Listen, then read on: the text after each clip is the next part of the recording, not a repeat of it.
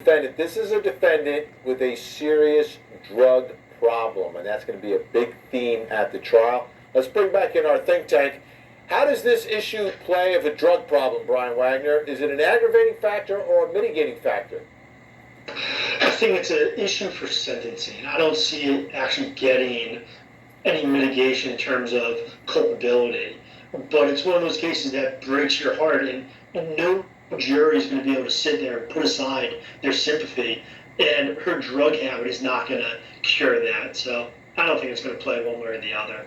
You know, echoing in some of the other cases that we've covered here on Court TV, we've seen moms who have serious issues, and sometimes that's the card that is played by the defense because they don't have anything else, just trying to explain what happened to the jury. But I don't know if anyone feels bad for a parent with a drug problem when they've got a little baby and they do nothing to seek help in taking care of that child. I mean, it depends. If you follow the Casey Anthony and the Skylar Richardson playbook, it may help you out.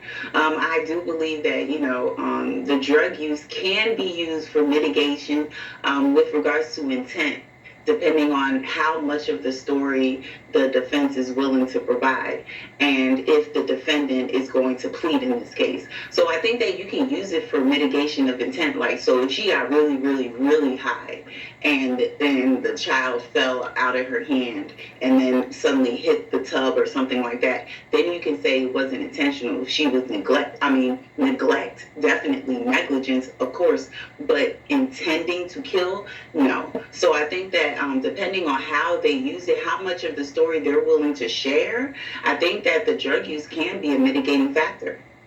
Andrew Warren, the other part of this, and this is a big picture question, right? Little babies who are victims are the most vulnerable of all victims. They rely upon mom and dad for everything, and they have no one there to protect them if mom and dad are the ones that are doing them harm. Do you think our system is doing enough to protect children who are in vulnerable situations like this? This is going to be one of those cases where that's going to be going through the jurors' minds. I mean, you're going to have mothers and fathers on the jury who are going to be just focused on their own children and how this could happen and how something so horrific and brutal and just unfathomable.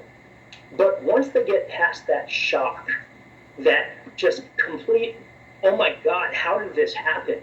They're going to focus on the second piece of it, not just did the mother kill Noah, but how could someone allow this to happen?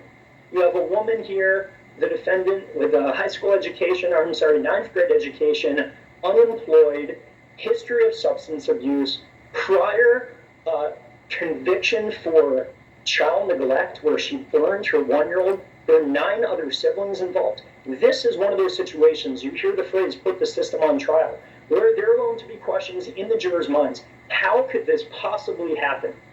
All that being said, however, I think the jurors are just going to focus on what this woman did and the evidence that's there about proving that she actually committed this murder and killed 2-year-old Noah. It's always a difficult call, Andrew, isn't it, when the state, whether it's family services or whoever, kind of steps in, because you always want to have children with their parents, right? That's like the default. It's always the best place for a child unless the parent is unable to do it. And to me, that's always that tough balance in all of these situations, is to separate parents or children from their natural parents. Yeah, it is. And that's why the prosecution really has to focus on what happened here. There are going to be a lot of questions about how this was allowed to happen. I mean, how could we ever get into this situation, as I was just talking about? There are also going to be questions. It's really hard for jurors to wrap their minds around the fact that a mother could kill her own child.